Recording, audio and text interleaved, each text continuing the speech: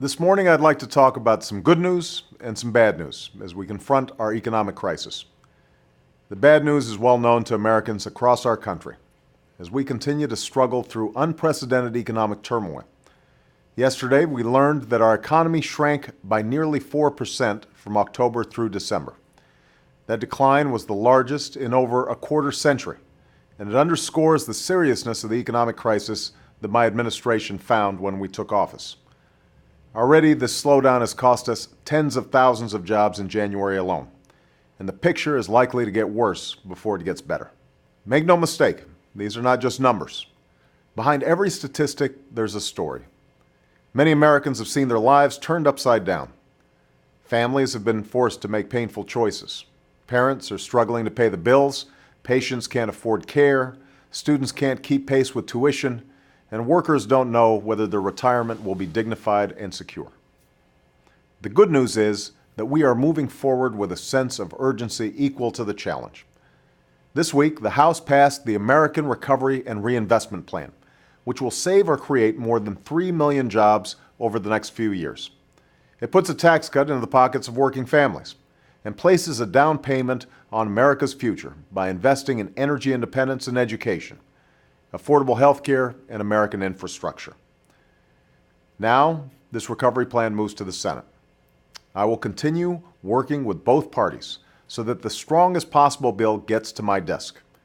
With the stakes so high, we simply cannot afford the same old gridlock and partisan posturing in Washington. It's time to move in a new direction. Americans know that our economic recovery will take years, not months. But they will have little patience if we allow politics to get in the way of action, and our economy continues to slide. That's why I am calling on the Senate to pass this plan so that we can put people back to work and begin the long, hard work of lifting our economy out of this crisis. No one bill, no matter how comprehensive, can cure what ails our economy. So just as we jumpstart job creation, we must also ensure that markets are stable, credit is flowing, and families can stay in their homes. Last year, Congress passed a plan to rescue the financial system. While the package helped avoid a financial collapse, many are frustrated by the results, and rightfully so. Too often, taxpayer dollars have been spent without transparency or accountability. Banks have been extended a hand, but homeowners, students, and small businesses that need loans have been left to fend on their own.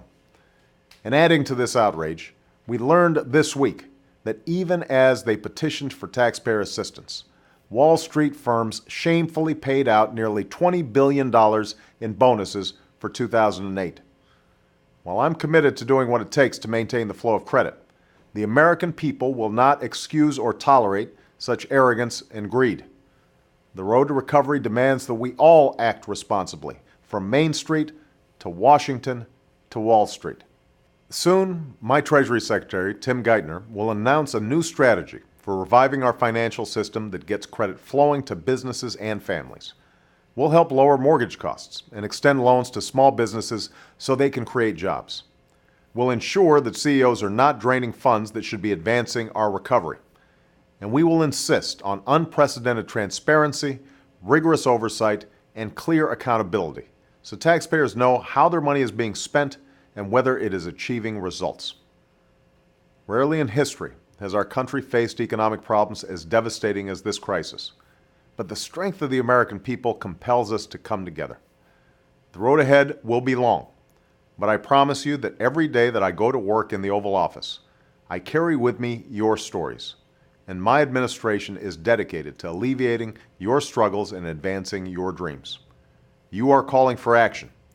Now's the time for those of us in Washington to live up to our responsibilities.